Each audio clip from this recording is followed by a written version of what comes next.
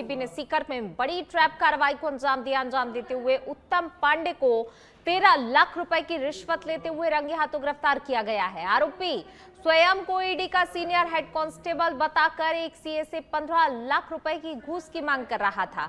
शिकायत मिलने के बाद एसीबी की टीम ने जाल बिछाया और आरोपी को ट्रैप कर दबोच लिया। कार्रवाई को एसीबी डीएसपी विजय सिंह ने अंजाम दिया, जो डीआईजी अनिल कयाल के सुपरविजन में की गई। ये कार्रवाई डीजी गोविंद गुप्ता और एडीजी स्मिता श्रीवास्तव के निर्देश पर की गई। एसीबी अब आरोपी से पूछताछ कर मामले की गहनता से जांच कर रही है। 15 लाख रुपए की घूस की मांग इसकी तरफ से की गई थी। आरोपी को एसीबी की टीम ने कार्रवाई करते हुए धर दबोचा, रंगे हाथों रिश्वत लेते हुए गिरफ्तार किया गया है। 13 लाख रुपए की रिश्वत लेते हुए आरोपी गिरफ्तार हुआ है। फिलहाल पूछताछ जारी है। जयपुर एसीबी का सीकर में बड़ी कार्रवाई देखने को मिली है। 13 लाख रुपए की रिश्वत लेते हुए आरोपी को गिरफ्तार किया है। 15 लाख रुपए की मांग इसकी तरफ से की गई थी। एक सीए से इसने रिश्वत की मांग की थी। एसीबी की बड़ी कार्रवाई देखने को मिली है। 15 लाख रुपए की घूस की मांग इस आरोपी की तरफ से की गई थी, जिसमें से 13 लाख रुपए की रिश्वत लेते हुए आरोपी गिरफ्तार हुआ है। और ज्यादा जानकारी के लिए हमारे सहयोगी एनआर मनोहर हमारे साथ जुड़ गए हैं। मनोहर, 15 लाख रुपए की मांग, घूस की मांग इसकी तरफ से की गई थी। 13 लाख रुपए की रिश्वत लेते हुए रंगे हाथों आरोपी गिरफ्तार हुआ है। क्या कुछ जानकारी इस पूरे मामले को लेकर? पूनम, बता दूं, ये सीकर में एसीबी की बड़ी कार्रवाई में से एक है और यहाँ पर एक अपने आप को उत्तम पांडे ईडी का जो सीनियर कांस्टेबल बता रहा था और एक सीएस से 13 लाख की रिश्वत मांग रहा था। आज जयपुर एसीपी ने जाल बिछाया और अशोका होटल में उसे पैसों सहित रंगे हाथों पकड़ लिया गया। इस कार्रवाई के बाद में तमाम जो है सीकर में हड़कंप मचा हुआ है और ये अपना आपको उत्तम पांडे जो है ईडी का सीनियर हेड कांस्टेबल बता रहा था। इस बात की भी अभी जांच होना बाकी है कि ये फर्जी बता रहा था, ये वास्तव में ईडी का कांस्टेबल था। जी पूनम। बिल्कुल मनोहर, साथ ही आपसे ये भी जानना चाहेंगे, देखिए इस तरीके की क्या ये जो धोखाधड़ी के काम है ये पहले भी कर चुका है? क्या इस तरीके का जो है अपने आप को नकली ऑफिसर बता के क्या पहले भी वारदातों को अंजाम दिया है? रिश्वत की मांग इसकी तरफ से क्या और भी मामलों में की गई है या इसके खिलाफ ये पहला मामला सामने आया है? उत्तम पांडे है जो ये अपना आप को हर बार इसकी कई शिकायतें हैं जो अपना आप को ये ईडी का जो सीनियर कांस्टेबल बताकर कई रोक झाड़ने वाले कई ऐसे मामले सामने आए हैं, लेकिन ये रिश्वत का ये पहला मामला था जो एक सीए से ये मांग रहा था। सीए ने एसीबी को जानकारी दी और एसीबी ने इसे रंगे हाथों पकड़ा है पैसे सहित। ये पूरा प्लानिंग था, पूरी जाल थी और उस जाल में वो फंस गया। और ये जो है पांडे जो है, ये पांडे अपना आप को लोगों से जब मिलता था तो एसीबी का हवाला देता था। हालांकि ये अभी जांच बाकी है, क्या ये फर्जी था या वास्तविक, ये तो अभी पूरा मीडिया के सामने उन्होंने क्लियर नहीं किया है।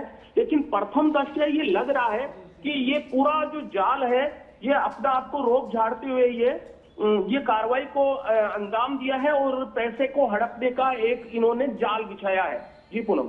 जी शुक्रिया इस तमाम जानकारी को साझा करने के लिए। बढ़ेंगे आगे, बात अगली खबर की। खाटू श्याम जी में 8 दिवसीय वार्षिक फाल्गुनी लक्खी मेले का आज समापन होगा। मेले का समापन समारोह सूरजगढ़ के निशान अर्पण के साथ आयोजित किया जाएगा।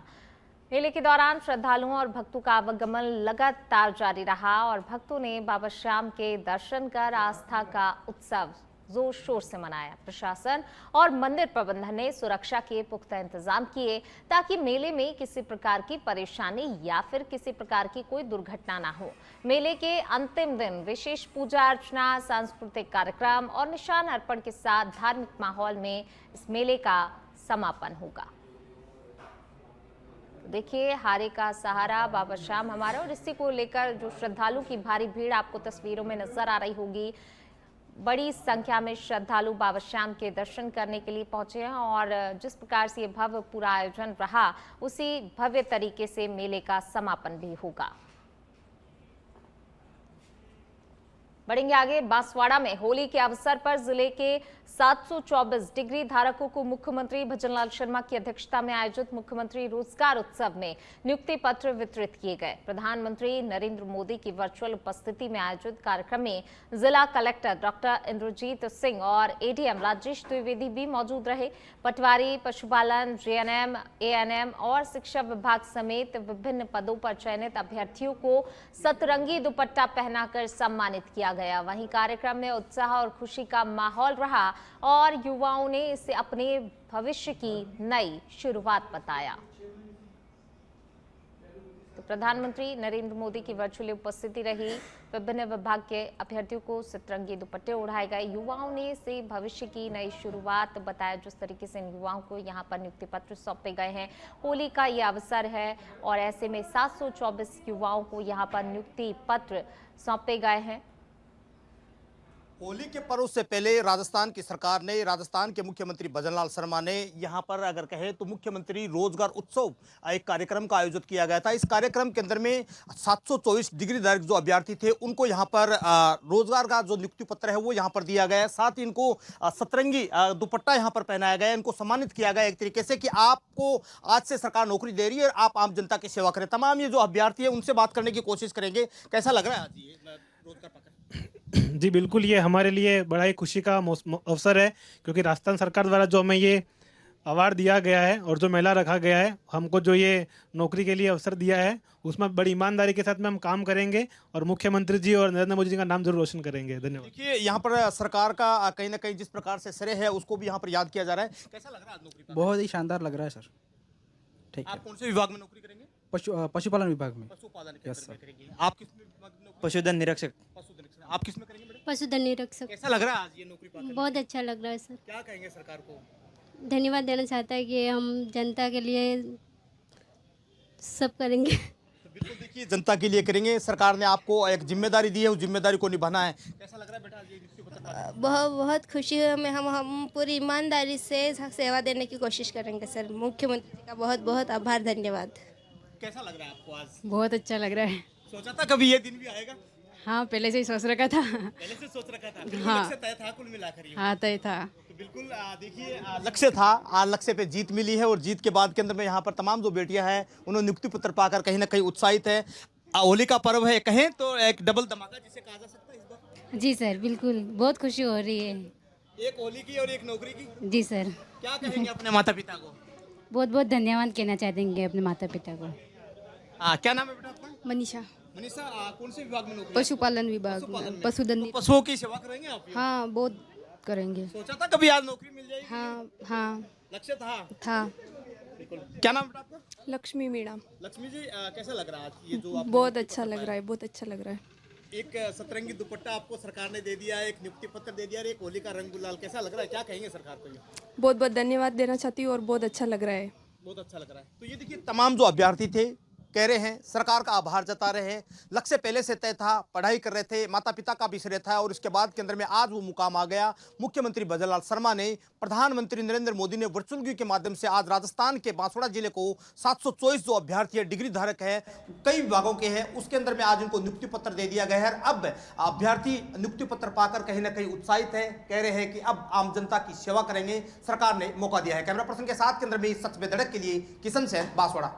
प्रतापगढ़ में राष्ट्रीय राजमार्ग 56 पर प्रतापगढ़ छोटी साधड़ी मार्ग के 12 वर्दा चौराहे पर शनिवार सुबह एक ट्रक अनियंत्रित होकर ग्राम पंचायत की दीवार से टकराया और अंदर घुस गया। हादसे के समय सामने बच्चों के से भरी हुई स्कूल बस आ रही थी, लेकिन बड़ा हादसा टल गया। चालक और परिचालक सुरक्षित रहे।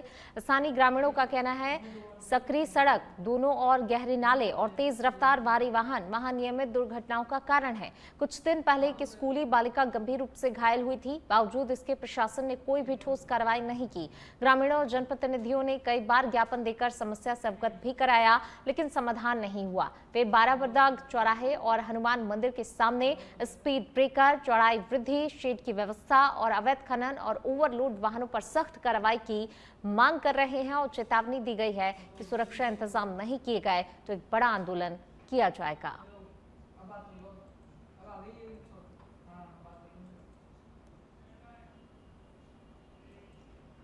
जयपुर में भीषण ट्रैफिक जाम की स्थिति देखने को मिल रही है। गोपालपुरा से लेकर रिद्धि सिद्धि चौराहे तक लंबा जाम लगने से वाहन चालकों को भारी परेशानियों का सामना करना पड़ रहा है।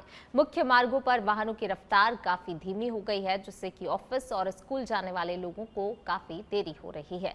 यातायात दबाव बढ़ने के चलते कई स्थानों पर वाहन रेंगते नजर आए, जबकि ट्रैफिक पुलिस हालात को नियंत्रित करने का प्रयास कर रही है। लगातार बढ़ते हुए ट्रैफिक लोड के कारण शहरवासियों को रोजाना जाम की समस्या से जूझना पड़ रहा है।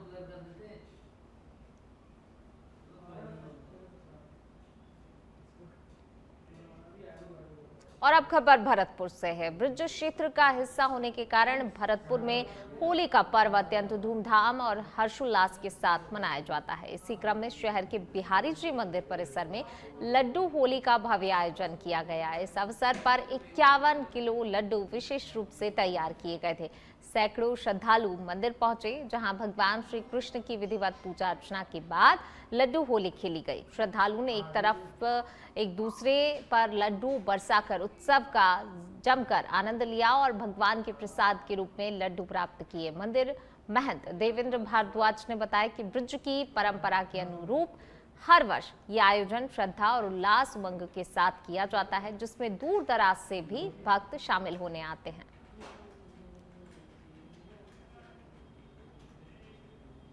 छोटी सादड़ी से खबर जो है, रमजान के पवित्र माह में नमाज के दौरान सूने मकान को निशाना बनाते हुए चोरों ने असगर अली बोहरा के घर में चोरी की वारदात को अंजाम दिया।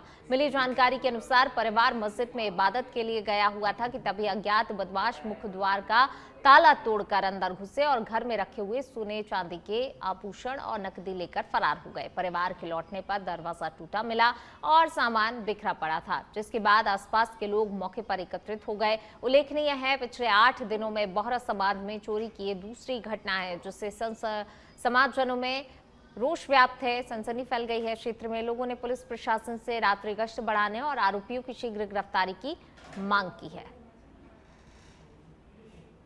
थानागाजी स्थित गणेश जी महाराज मंदिर परिसर में हो रहे अतिक्रमण को हटाने की मांग को लेकर पुजारी दिनेश शर्मा एसडीएम कार्यालय थानागाजी में आमरण अनशन पर बैठ गए हैं। अनशन के दौरान वे सुंदर कांड का पाठ कर भगवान का स्मरण कर रहे हैं। पुजारी दिनेश शर्मा का कहना है, जब तक मंदिर परिसर और मंदिर माफी की करीब 8 बीघा भूमि को अतिक्रमण मुक्त नहीं कराया जाएगा, तब तक वे अपना अनशन समाप्त नहीं करेंगे और भगवान का नाम ही जपते रहेंगे। उनका आरोप है, भूमि माफियाओं ने मंदिर की जमीन पर अवैध कब्जा किया हुआ है। पुजारी का परिवार पिछले 4 पीढ़ियों से गणेश जी महाराज की सेवा करता आ रहा है और अब मंदिर की भूमि को मुक्त कराने की मांग को लेकर वे संघर्ष कर रहे हैं। तो मंदिर परिसर में पूजा कर रहा हूँ और गणेश जी के लिए न्याय की गुहार कर रहा हूँ। मेरे मंदिर में परिक्रमा मार्ग बाधित है, मैं मेरे मंदिर पर शिखर नहीं बना सकता, उस पर अतिक्रमणकारियों का कब्जा है और उनकी जो भूमि है मंदिर माफी, उस पर भी गलत तरीके से नामकरण करके मकान निर्माण चल भी रहा है और पहले भी बना दिया गया। वहाँ पूर्ण भूमि पर कब्जा है, मंदिर परिसर में 90% भूमि पर कब्जा है, केवल 10% मंदिर रह गया है। और ये स्वयंभू गणेश जी हैं, जो प्राचीन थानागाजी के एकमात्र गणेश जी हैं। इनको न्याय दिलाने के लिए मैंने आवेदन किया, 2 साल से चक्कर काटे, परंतु अभी तक कोई नहीं मिला। तो अब मेरे पास अंतिम और यही प्रयास बचा है।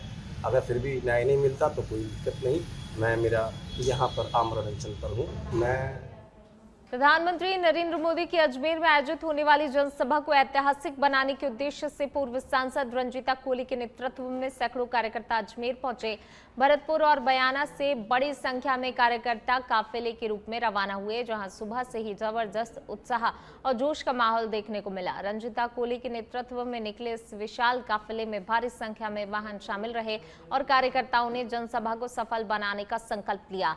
राजनीतिक दृष्टि से महत्वपूर्ण मानी जा रही इस सभा को लेकर क्षेत्र में उत्साह चरम पर है। पार्टी पदाधिकारियों का कहना है कि अजमेर की ये जनसभा संगठन की मजबूती और व्यापक जन समर्थन का सशक्त संदेश देगी। देश के प्रधानमंत्री आदरणीय श्री नरेंद्र भाई मोदी जी पधार रहे हैं, इसके लिए सभी कार्यकर्ताओं ने आपने देखा कितना उत्साह और उल्लास भरा हुआ है। सारे कार्यकर्ता भाई एकजुट होकर के कोटा जिले की मुकंदरा टाइगर रिजर्व में होली के पहले वन्यजीव प्रेमियों के लिए बड़ी खबर आई है। मध्य प्रदेश के बांधवगढ़ टाइगर रिजर्व से लाई गई लगभग 3.5 साल की बाघिन शनिवार सुबह 8:30 बजे मुकंदरा टाइगर रिजर्व की झामरा घाटी स्थित 1 हेक्टेयर के सॉफ्ट एनक्लोजर में रिलीज की गई है। सीसीएफ सुगनराम जाट के अनुसार बाघिन को 27 फरवरी को पनपथा बफर जोन के जपुआ बीट से ट्रैंकुलाइज कर स्वास्थ्य परीक्षण और रेडियो कॉलर पहनाया गया। इसके बाद विशेष टीम उससे सड़क मार्ग से कोटा लेकर पहुंची है। वन विभाग के अधिकारी बता रहे हैं कि बाघिन की गतिविधियों पर 24 घंटे रेडियो कॉलर के जरिए निगरानी रखी जा रही है और स्वास्थ्य और व्यवहार की लगातार मॉनिटरिंग के बाद उसे बड़े एनक्लोजर में छोड़ा जाएगा।